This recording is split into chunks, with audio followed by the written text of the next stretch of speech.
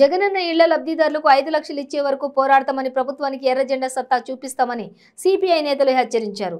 రాష్ట్ర వ్యాప్త కలెక్టరేట్ల వద్ద ఆందోళనలో భాగంగా ఏలూరు కలెక్టరేట్ కార్యాలయం ఎదుట మహాధర్నా నిర్వహించారు.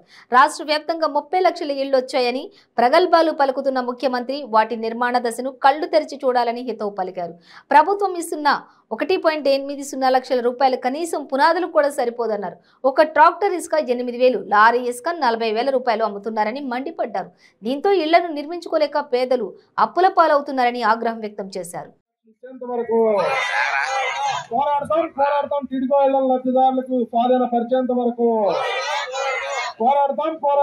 దేశంలో రాష్ట్రంలో పేదవాడికి సెంటో గుంటో భూమి దక్కించడం కోసం, ఇళ్ళు దక్కించడం కోసం, ఇళ్ల స్థలాలు దక్కించడం కోసం అలుపెరిగని పోరాటాలు చేసిన చరిత్ర కమ్యూనిస్ట్ పార్టీది.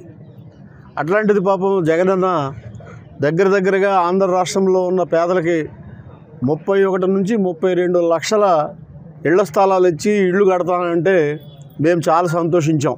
పేదలకి 32 లక్షల మంది కుటుంబాలకు న్యాయం జరుగుద్దని. కానీ చాలా చోట్ల జరిగింది ఏమంటే,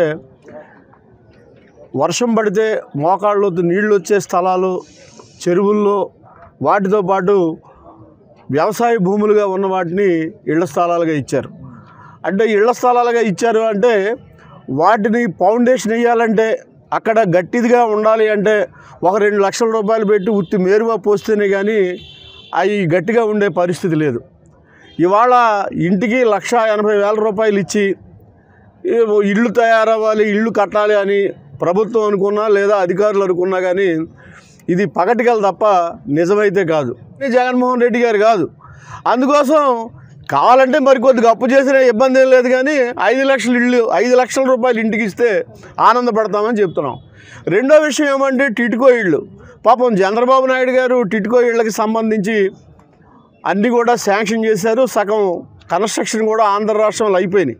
దగ్గరగా 7,80,000 ఇళ్ళు ఉన్నాయి. జగన్మోహన్ రెడ్డి గారు వచ్చాక శుభ్రంగా ఆ ఫైల్ పక్కన పడేశారు. ఆ ఫైలు బూజు దులిపి దాన్ని మళ్ళీ ఆయన ఎజెండాలోకి తీసుకురావడానికి రాష్ట్ర వ్యాప్తంగా ఆందోళన చేసిన పార్టీ